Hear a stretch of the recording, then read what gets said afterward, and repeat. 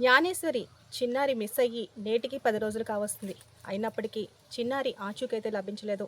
ఒక పక్క జిల్లా పోలీస్ యంత్రాంగం, ఎస్డీఆర్ఎఫ్, ఎన్డీఆర్ఎఫ్, ఫారెస్ట్ అధికారులు, అలాగే హనుమాన్ టీమ్స్ కూడా గాలింపు చర్యలు ముమ్మరం చేశారు.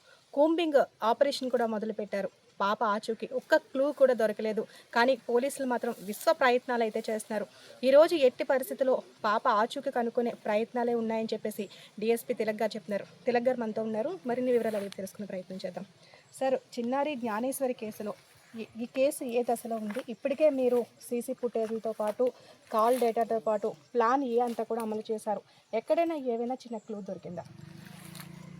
ఇప్పుడు ఇందులో అంటే టెక్నికల్ ఎవిడెన్స్ కోసం మేము ఏం చేసామంటే ఇక్కడ టవర్ డంప్స్ పెట్టాము. మేము టవర్ డంప్స్ ఇక్కడ అనుమానితులు ఎవరైనా ఈ సస్పెక్ట్ టైం అంటే ఈ పాప మిస్సింగ్ అయిన ఆ 35 నిమిషాలు టైం కాకుండా దానికి ఒక 2-3 రోజులు ముందు ఎవరైనా ఏరియా రెక్కీ చేసుకొని ఈ పాపను కిడ్నాప్ చేయడానికి ఎవరైనా ప్లాన్ చేశారా ఆ కోణంలో ఒకటి.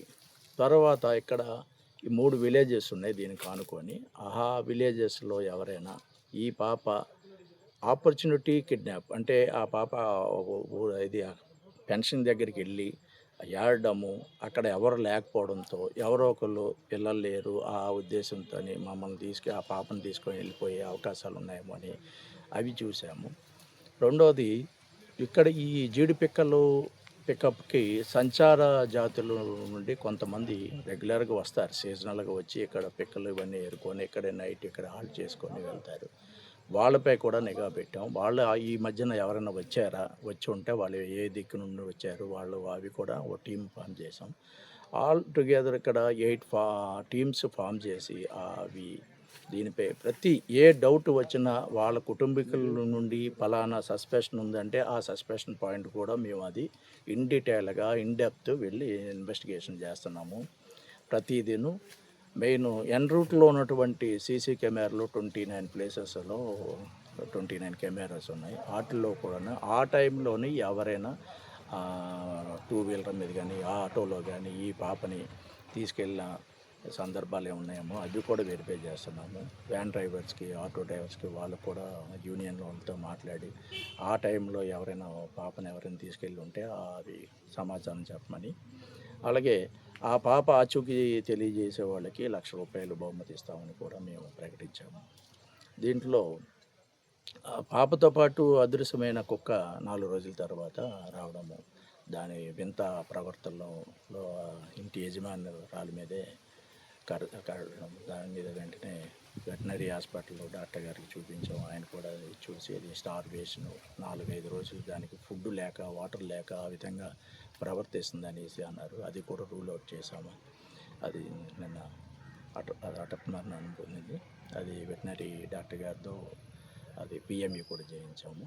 సార్, అంటే ఫారెస్ట్ అధికారులు ఇక్కడ క్రూర మృగాలు ఉండవు, మహా అయితే అడవి పందులు, అడవి కుక్కలు ఉంటాయి అంటారు.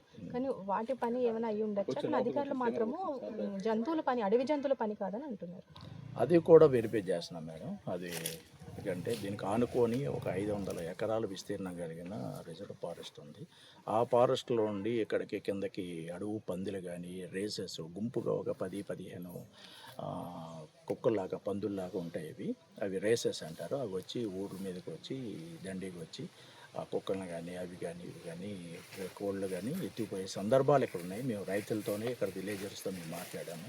ఆ సందర్భాలు ఉన్నాయని చెప్పారు. అవి ఆ కోణంలో కూడా విచారిస్తాం. సార్, సోషల్ మీడియాలో ఒక విస్తృత ప్రచారం అయితే జరుగుతుంది.